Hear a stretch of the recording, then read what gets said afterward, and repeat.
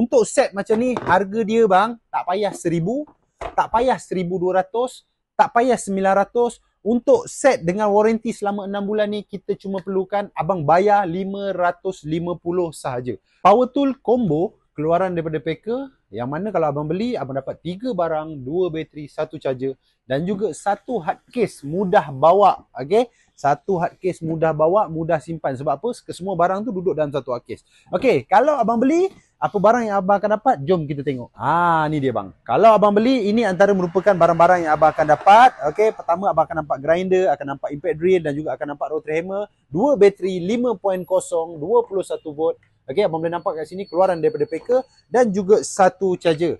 Okey, dengan 1 charger. Okey, benda pertama yang saya nak tunjuk dekat abang semua adalah impact drill. Okey, untuk impact drill ni, dia menggunakan diameter screw diameter screw 20 mm dan juga dia ada 3 adjuster dekat sini, sama ada abang nak pakai drill, abang nak pakai screw ataupun abang nak pakai hammer. Ketiga-tiganya boleh. Okey, jom kita test macam mana dia punya performance. Alright, kita masukkan bateri.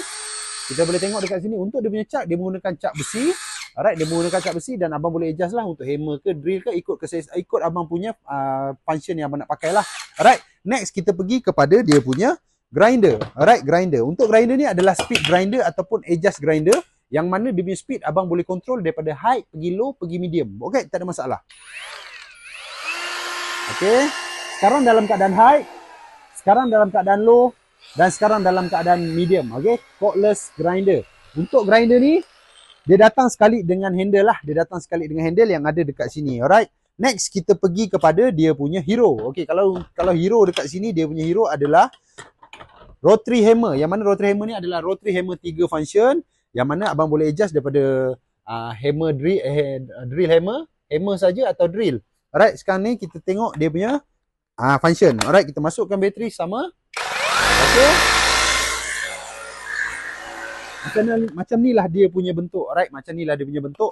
Untuk set macam ni, harga dia bang, tak payah 1000, tak payah 1200, tak payah 900. Untuk set dengan warranty selama 6 bulan ni, kita cuma perlukan abang bayar 550 sahaja. Alright, RM550 saja. Kalau ada yang berminat, selain daripada abang boleh dapatkan dekat mana-mana beg kuning yang terletak dekat semua beg platform TikTok OneNest, abang boleh terus juga datang ke kedai kita di OneNest Missionary, Taman LTLT, ataupun boleh datang ke Seri Petaling dan juga Puchong. Alright, boleh je tekan Waze tu, OneNest Missionary, dia akan tunjuk jarak mana yang paling dekat dengan kawasan abang. Okey, kalau ada siapa nak dapatkan, boleh terus datang atau beli kat beg kuning tadi. Kalau ada sebarang komen, boleh tinggalkan komen dekat bawah. Kita jumpa lagi untuk next video. Assalamualaikum.